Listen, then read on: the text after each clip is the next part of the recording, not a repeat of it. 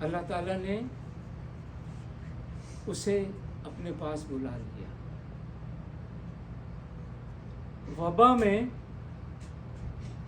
اس دنیا سے اس دنیا کو چلا جانے والا شخص اسلام کی روح سے جنتی ہے. تو میرا ایمان ہے کہ میرا مشیر طالب جنتی ہے. مشیر طالب شعر کہتا تھا، نظم کہتا تھا، ترنم کا بھی دل دادا تھا. اس کے پرزے اور ترنم سے پڑھتا تھا. اس کے ملبے سے کامل احمر نے پرزے جمع کیے اور ان کو ایک خوبصورت کتاب کے سانچے میں ڈھال دیا. کتاب کا نام ہے دعاؤں کا طالب، شعری مجموعہ. مشیر طالب مرحوم، یہ کتاب ہے مشیر طالب مرحوم، اور اس کا ایک شعر یہاں پہ کوٹ ہوا ہے.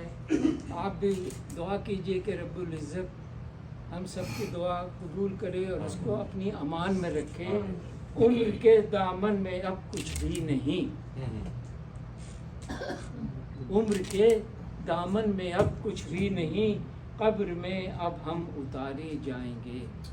تو میں اس کتاب کی ترتیب میں، تزئین میں، تحسین میں کامل احمر سرخیل ہے. میں اس کو مبارکباد پیش کرتا ہوں.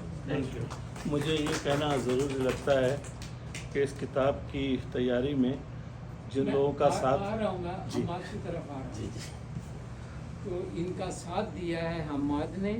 ہمارا ایک اور ساتھی ہے خالد عرفان. جب وہ یہاں آیا تھا پہلی دفعہ تو سید خالد عرفان تھا. یہ ملک سادات کو بے سادات بنا دیتا ہے. تو جب گیا تو وہ خالد عرفان ہو گیا. تو اس کتاب کی کمپوزنگ اور ڈیزائننگ وغیرہ کا تمام کام خالد عرفان نے کراچی میں بیٹھ کر کیا ہے. اور حلقہ ارباب ذوق شمالی امریکہ نے اس کو چھاپا ہے. اہتمام ہے ڈاکٹر عبد القادر فاروقی کا اور ترتیب ہے نوجوان کامل احمر کی. لوگ اس کو احمر کہتے ہیں اور یہ لڑتا نہیں، اس کا نام کامل احمر ہے. کامل صاحب مبارکباد. اور میں آپ کی سماعت کے لیے شکر گزار ہوں کہ اس کتاب کی لیے مامون احمد صاحب کا بھی تعاون رہا ہے. اچھا جی تو بریکنگ نیوز ہے. جی اللہ تعالیٰ میں نے جو کچھ پیش کیا آپ کے سامنے آپ کی سماعت کے لیے میں آپ کا شکر گزار ہوں. Don't forget to like, comment and subscribe.